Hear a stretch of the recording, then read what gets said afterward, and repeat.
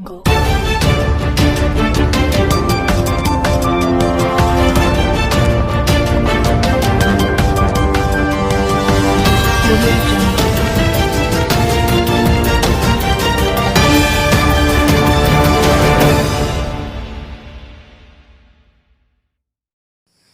গ্ৰহণ কৰিব লাওপাত কচুপাত চেনেললৈ আপোনালোকক মই স্বাগতম জনাইছোঁ।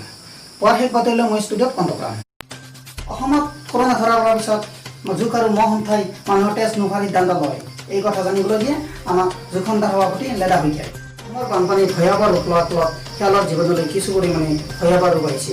এই ক্ষেত্ৰত বান্দৰে শিয়ালক কিছু পৰিমাণে সহায়ৰ হাত আগবঢ়াইছে বুলি আমাক জানিব দিছে। যোৱাকালি অনুষ্ঠিত সাপ নিউজৰ ফিল্ডখনত সাপ দিয়াকৈ পৰাজিত হয়। জানিব পৰা মতে ভদাবস্তিৰ সাপবোৰে 2-0 বলত পৰাজিত হয় আৰু খনত টিভি ভাঙি চুৰ মাৰি কৰে। মাকৰ পথত 70 সংখ্যক আহি থকা ট্ৰাক এখনৰ লগত দুটা জালিমৰ মুখামুখি সংঘৰ্ষ হয়। ট্ৰাক চালক হেণ্ডিমেন তাতে নিহত হয় আৰু জালিম দুটাক বৰপেটা মেডিকেল কলেজত আইচিউত ৰখা হয়। এই কথা জানিবলৈ দিছে আমাক মেডিকেল সন্থাই। এই সংবাদ কেঁচা মাছৰ হেঁচা লগিয়ে সাগৰত এখন জাহাজ ডুব যায় আৰু তাৰ ফলত সেনাবাহিনী হুলস্থুল পৰিৱেশৰ সৃষ্টি কৰে। এতিয়া মই কণ্ঠ কৰাম পুনৰ পুৱাৰ বাতৰি উপাধি 4 বছৰ।